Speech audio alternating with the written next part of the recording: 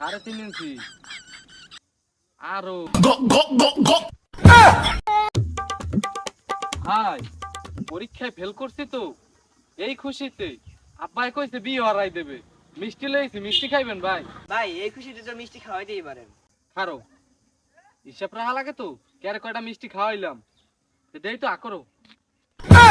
হ্যাঁ 3.5 ইঞ্চি আর ওই হিসাব করে যা 4টে মিষ্টি তো আল্লাহরই লাগবে না না না তোমার মিষ্টি খাওয়ানো যাবে না